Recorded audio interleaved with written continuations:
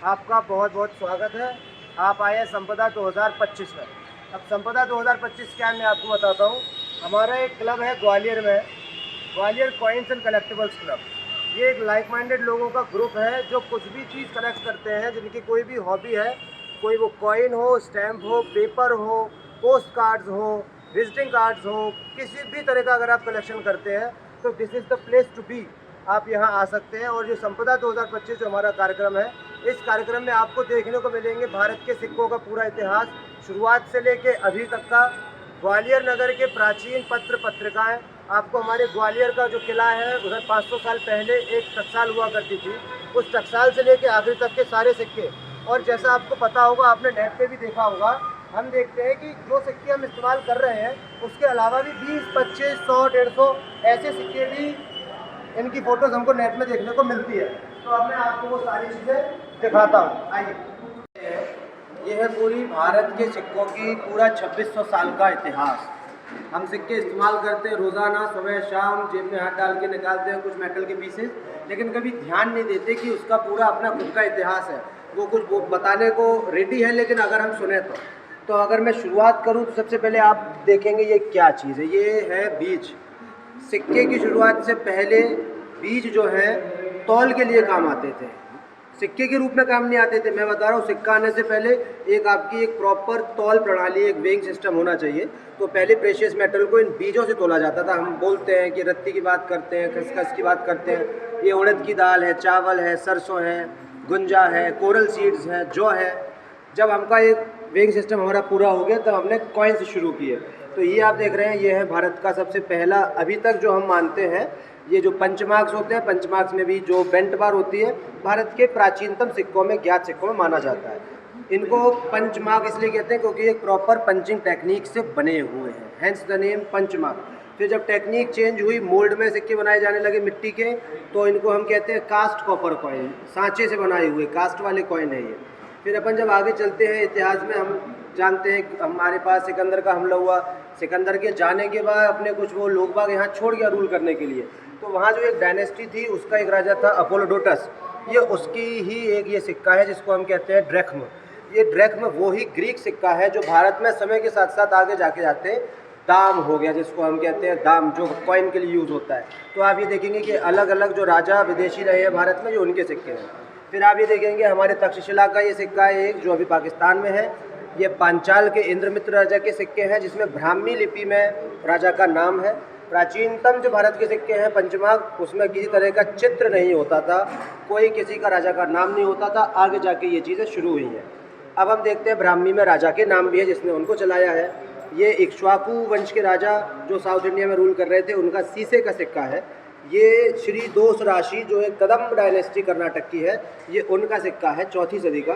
फिर हम आगे धीरे धीरे आगे आते हैं तो हम देखते हैं भारत में तुर्की साम्राज्य बैठा, तुर्की साम्राज्य की स्थापना हुई। तो जो पहला हमला हमारे यहाँ जो अरबियों का हुआ था 712 AD में, तो ये उनके जाने के बाद सिंध में जो अमीर बने थे, उन अमीरों ने अपने ये छोटी चांदी की दिरहम सिक्के निकाले हैं। फिर और आगे जाते हैं तो हम इतिहास में महमूद गजनवी का नाम भी सुनते हैं।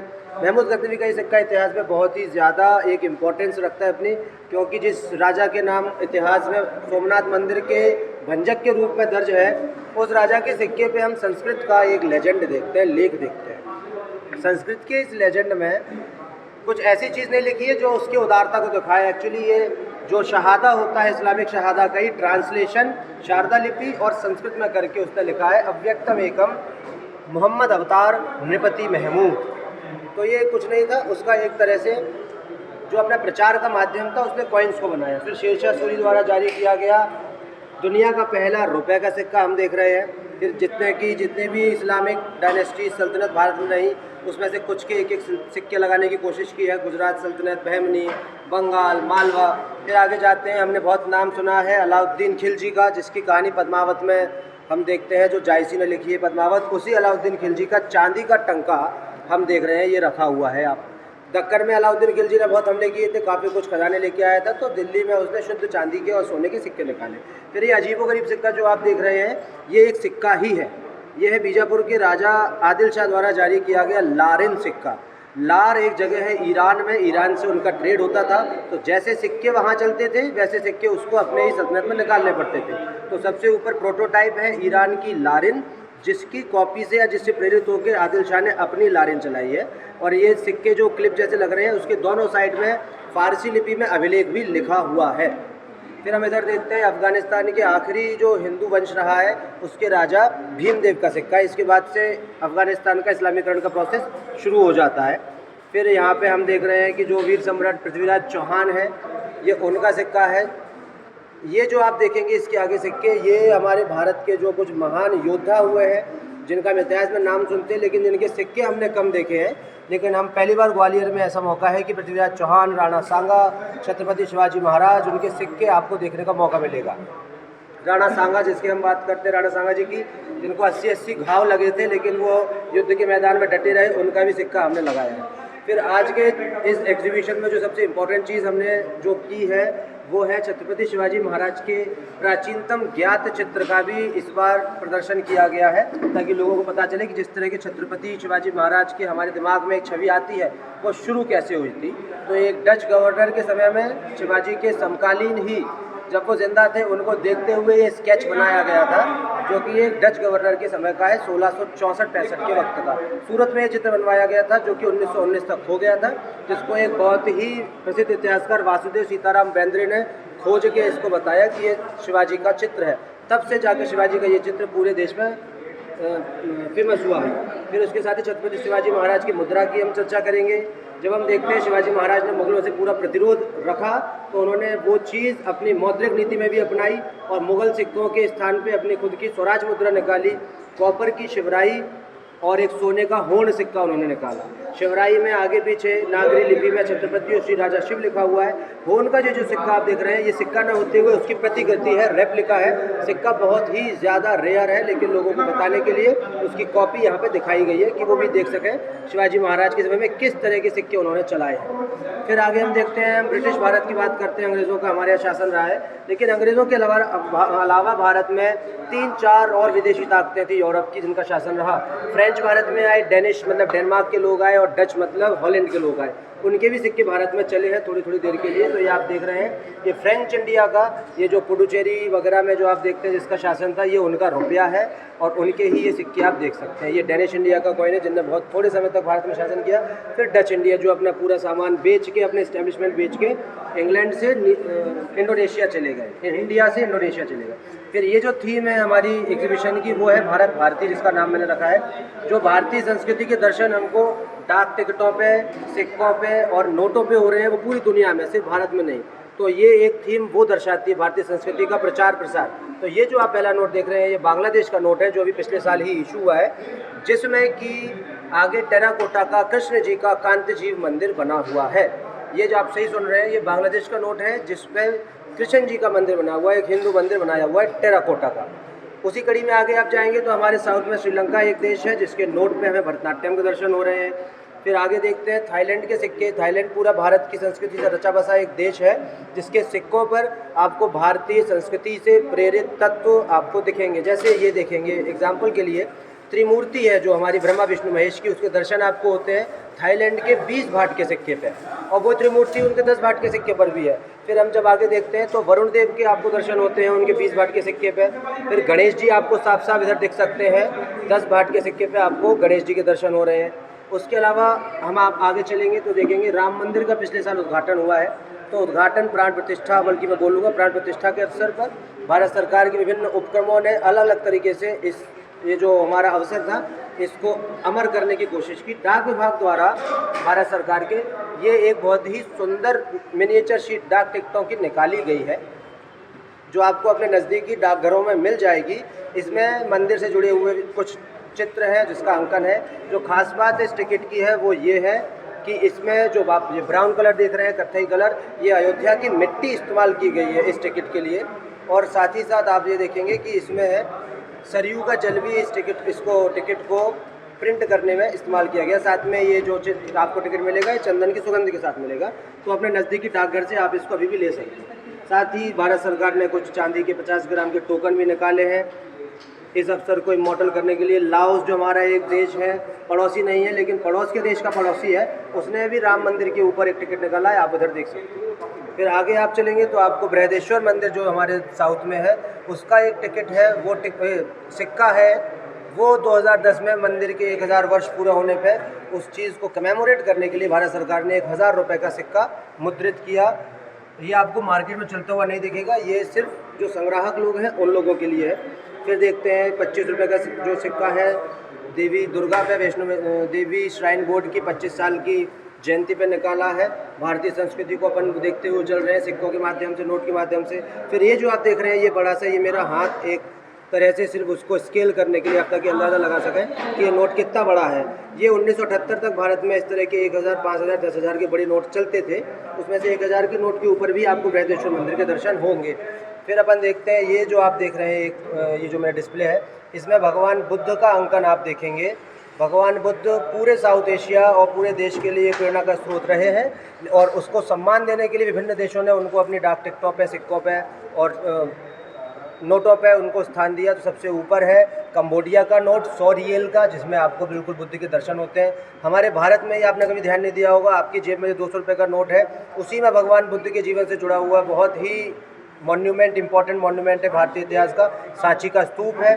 फिर नेपाल का आप नोट देखेंगे, इसके ऊपर लुम्बिनी का स्तंभ है जहाँ पे वो पैदा हुए। तो इस तरह से बाकी सारे जो देश रहे हैं उन्होंने बुद्ध का वो दिया है। तो अब हम बात करते हैं आज़ाद भारत के सिक्कों की। भारत आज़ाद हुआ 1947 में, पर सिक्के जो चालू हुए वो 1950 से आना शुरू हुए। ये आप देख सकते हैं 1 पाइस का सिक्का, उसके बाद में हाफ आना, 1 आना, 2 आना और so on, 1/4 rupee, 1/2 rupee and 1 रुपी करते करते ये हमारे आना सीरीज से सिक्के थे। एक यानी कि 16 आना रुपया होता था। उसके बाद फिर नया पैसा सीरीज़ आई, उसके अंदर से हमने डेसिमलाइजेशन हुआ कॉइन्स का।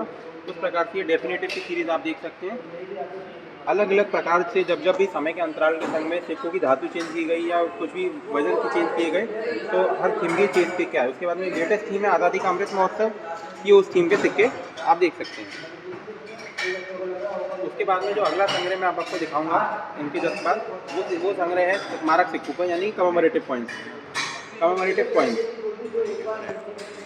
कॉइन्स का मैं आपको संग्रह दिखाता हूँ। ये है भारत के स्मारक सिक्के। हमने हर थीम के कुछ 4 से 5 सिक्के इधर एक रिप्रेजेंटेशन के लिए लगाए, क्योंकि स्मारक सिक्कों में करीब 250 से भी ज़्यादा थीम्स हैं, तो सभी को यहाँ पर ये स्थान के ध्यान रखते हुए लगाना संभव नहीं। पर 10 रुपये के कुछ विशेष सिक्के मैं आपको दिखा दूँ। जो सिक्के ये चांदी के हैं, ये एक वक्त पर चलन में हुआ करते थे 1969, 70, 71 के दौरान, 72 के दौरान। तो उसके बाद में ये कुछ 5 पैसे से लेकर के 10 रुपये तक के स्मारक सिक्के यहाँ हैं। उसके बाद में 20, 25, 50, 60 एंड उससे आपको हम आगे बढ़ते चलेंगे अपन इसी प्रकार से 75, 100, 125, 150 एंड सॉन, आगे 175, 250 और 200 बढ़ते बढ़ते 1000 रुपये तक के स्मारक सिक्के आपको इस संग्रह में देखने को मिलेंगे। साथ ही 550 का जो श्री गुरु नानक देव जी की 550वीं जन्म प्रकाश पर्व के अवसर पर जो इंडिया पोस्ट एंड गवर्नमेंट द्वारा जो जॉइंट निकाला गया था, ये वो आप देख सकते हैं। मेरा ग्वालियर फोर्ट का कलेक्शन है। ग्वालियर पे करीब 400 साल तक टकसाल रही है। तो सबसे शुरुआती सिक्के तोमर वंश के मिलते हैं। उसके बाद सूरी डायनेस्टी आ जाती है। उसके बाद मुगल में आ जाते हैं तो अकबर ने सिक्के डाले हैं, औरंगजेब ने निकाले हैं। ये फारूक सियार की सोने की मोहर है। ग्वालियर में सोने की मोहर भी निकली है, इस पर ग्वालियर लिखा हुआ है फारसी में। शाहजहाँ के सिक्के हैं। फिर ये किस तरह से लिखते थे ये आप इस फोटो में देख सकते हैं। ग्वालियर या उर्दू में लिखा हुआ है, ये नीचे लिखा हुआ है, ये मोहम्मद शाह की मोहर है। इसके बाद सिंधिया आ जाते हैं तो महाजी राव सिंधिया के सिक्के हैं ये। जब सिंधिया जी आ जाते हैं तो उसी टाइम पे कई बार गोहद और कई बार अंग्रेजों का कब्जा भी रहा है फोर्ट के ऊपर। तो सिक्कों से हमें ये मालूम पड़ता है कि कैसे मालूम पड़ेगा, इस पर ये ब्रिटिश तलवार आ गई तो इस टाइम इसका मतलब है ये अंग्रेजों का कब्जा है। इसके ऊपर ये बंदूक आ गई, इसका मतलब गोहद के राणा का कब्जा है। तो इसी तरह से चलता रहा, उथल पुथल चलते रही है। बाद में जाके फैजाबाई के टाइम के बाद आके ग्वालियर के लेवे पर सिंधियाओं का साम्राज्य हो गया है। ये सिंधिया डायनेस्टी के 160 सिक्के यहाँ पर रखे हुए हैं। इनकी करीब 20 टकसालें हुआ करती थी, तो उनके अलग अलग टकसालों के सिक्के यहाँ पर रखाए हुए हैं।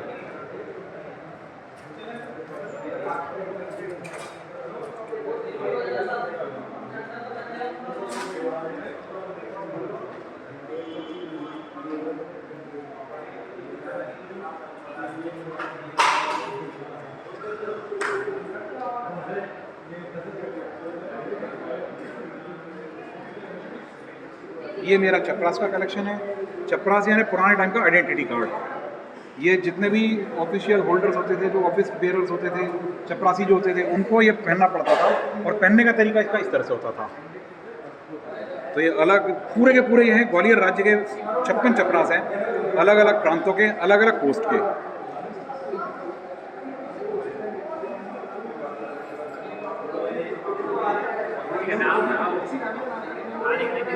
बैजाबाई के सिक्के हैं। हम लोगों ने बैजा ताल का नाम सुना हुआ है, लेकिन बैजाबाई के बारे में कोई बहुत कम लोग जानते हैं। तो यहाँ पर ये हम लोगों को बताने की कोशिश कर रहे हैं कि बैजाबाई भी एक महारानी थी ग्वालियर की, जिन्होंने ग्वालियर में 1827 से 1833 तक राज्य किया है। उनके टाइम पे जो सिक्के निकलते हैं उनके ऊपर श्री लिखा रहता है। ठीक इसमें ग्वालियर के ऊपर सिंधियाओं ने ब्रिटिश ने दो तरफ से हमला किया, एक महाराजपुर से और एक पनिहार से। तो उसमें उस दिन उन्होंने 29 दिसंबर 1843 को ब्रिटिश आर्मी ने सिंधियाओं को शिकस्त दी और ग्वालियर पे कब्जा कर लिया। तो ये जो मेडल है, ये जो ब्रिटिश आर्मी के जो लोग सोल्जर्स थे उन लोगों को दिया गया है। इसकी खासियत ये है कि इसमें जो ब्रॉन्ज जो लगा हुआ है कांसा, ये सिंधियाओं की जो गन्स कैप्चर की गई थी उनको पिघला के बनाया गया है। इस साल हम माधव महाराज की 100वीं जयंती मना रहे हैं, तो ये माधव महाराज से रिलेटेड का सामान है। ये उनका स्टैम्प पेपर हो गया, उनके मेडल्स हैं, ये उनका चपरास है, ये उनके सिक्के हैं, ये उनके कुछ और मेडल्स हैं।